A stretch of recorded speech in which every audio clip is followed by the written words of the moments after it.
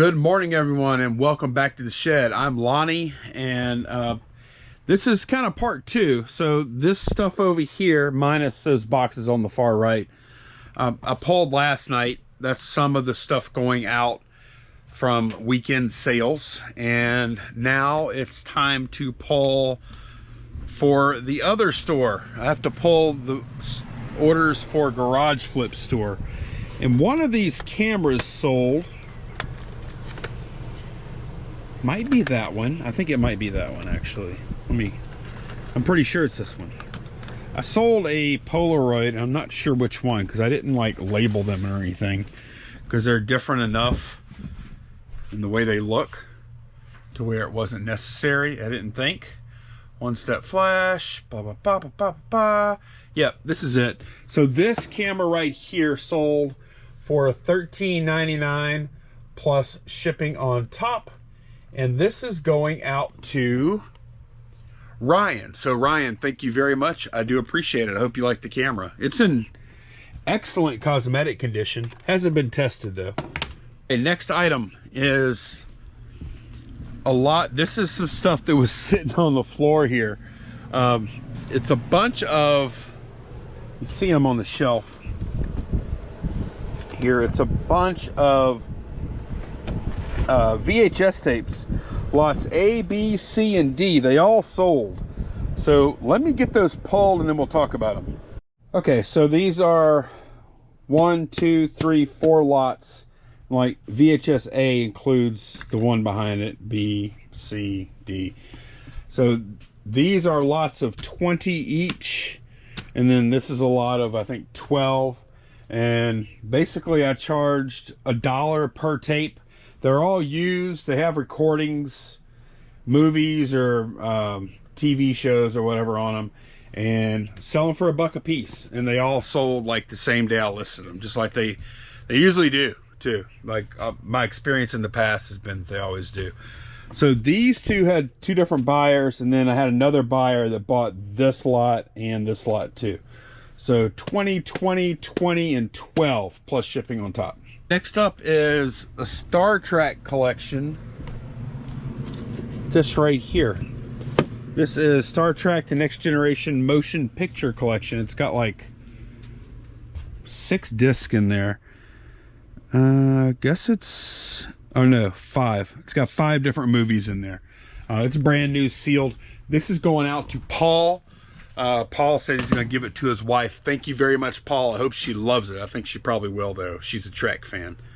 That was $10.99 plus shipping on top. Okay, we're going to keep going with the media. I listed a lot of media the other day. And let's see, I'm looking for DVD. I listed a bunch of DVD lots. Like 5 DVD lots. I'm looking for DVD-N. Don't fall. Oh, wait, no. DVD-N is actually up here. I need to move this back down. And this goes down here too. Okay. This is DVD-N right here. This is a lot of, I think, 16 DVDs. That sold for $15.99 plus shipping on top, and they're all DVDs. Don't, like standard DVD movies don't go for a bunch of money. These I did charge $1 a piece just because they're sealed. More media, something called Moonlight. Here we go, Moonlight, the complete series Moonlight. I've never even heard of that before, but this sold for, sealed. Sold for $12.99 plus shipping on top. Man, look at all this media.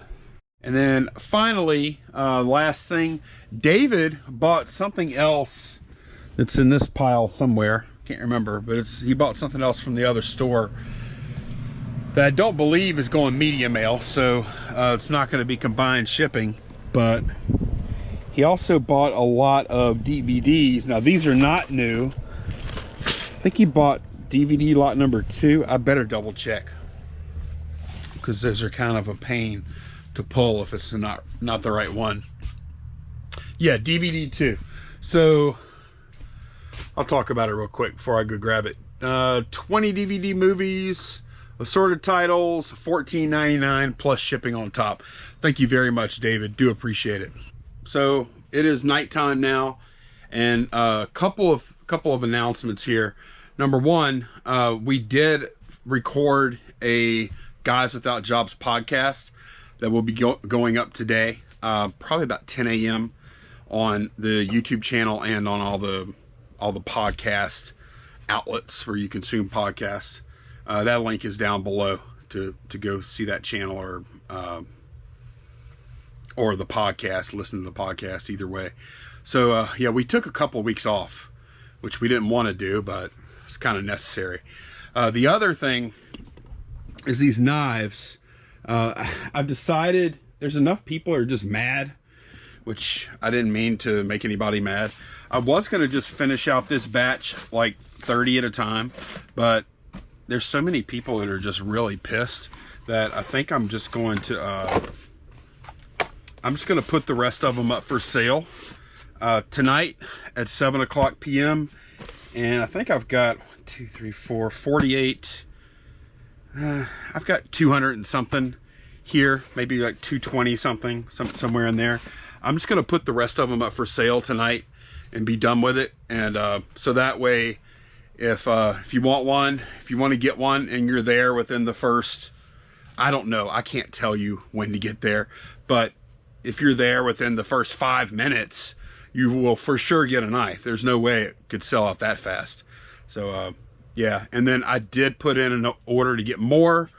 I don't have an ETA on that order yet. So I bought twice as many for the next time. So trying to keep up with this. I certainly didn't mean to make anyone angry or anything. I wasn't trying to play any games. But yeah, so those are all going up. The only caveat I'll tell you there is that it may take, shipping time could be up to 3 days as far as handling time. I'm not going to try and ship them all in one day. I'll probably ship a third each of 3 days, and then they'll be out. So anyways, I appreciate y'all's patience, and that's how I'm going to do it. All right, let's do a couple of questions here. This is from Raymundo. What would you say to someone right now that wants to eBay, who used to sell a little bit, one item here and there, but has zero stock? How would someone get started from nothing? Wait for garage sales to come back or estate sales and just invest? Where is a good starting line? So I think it's going to be very difficult to start with zero stock right now. It's not going to be easy. But if I needed stock, like if I was trying to buy inventory right now, which I'm not, then I think it would be hard to beat a couple of places. Number one, I'd be looking hard at Facebook, Let Go, stuff like that, local apps to buy. I think a lot of people are going to be trying to move a lot of collections and things that aren't necessary as they're, they're probably out of work, need money or whatever. But I also think there could be a pretty good bit of competition for that stuff right now too. So I don't know how well that's going to go. I do know of a pretty good many people that are having some success on local apps.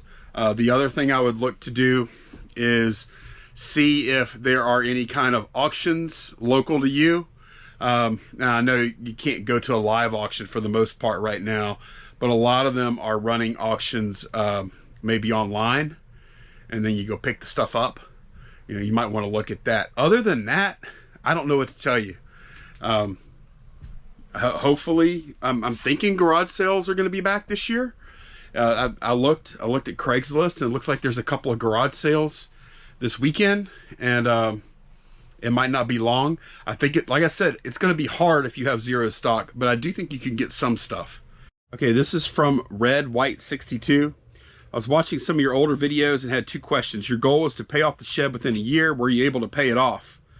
Okay, so I think I said I wanted it to pay for itself, or how long will it take for the shed to pay for itself versus storage units.